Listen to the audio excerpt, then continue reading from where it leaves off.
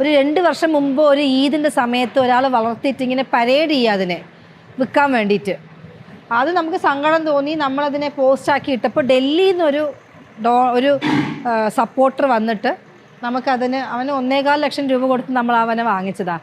അവൻ അങ്ങനെ വേദനയോടുകൂടെ മരിച്ച ഒരു ബിരിയാണി ആവാൻ പാടില്ല എന്നുള്ളൊരു തോന്നൽ. കാരണം അവനെ കണ്ടപ്പോൾ പെട്ടെന്ന് വലിയൊരു നന്ദിയെ തഞ്ചാവൂരിൽ ബൃഹദീശ്വര ടെമ്പിളിൽ കാണുന്ന വലിയൊരു നന്ദിയായിട്ട് എനിക്ക് അവനെ തോന്നി. അപ്പോൾ ഞാൻ വിചാരിക്കുകയാണ്, ശിവൻ്റെ വാഹനമാണ്, നമ്മളെങ്ങനെയാണ് ഇങ്ങനെ ഡബിൾ സ്റ്റാൻഡേർഡ്സ് ആയിട്ട് ചിന്തിക്കാൻ പറ്റുക? അങ്ങനെ രക്ഷിച്ചതാണ് അവനെ. നമ്മളിവിടെ ഓരോരുത്തർക്കും ഓരോ കഥകളുണ്ട്.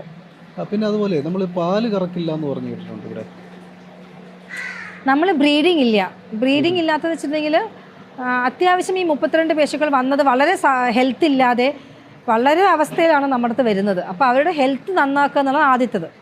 രണ്ടാമത്തത്, പാലിന് വേണ്ടി പശു എന്ന് പറയുമ്പോഴാണ് കൂടുതൽ പശുക്കൾ ഉണ്ടാവുക.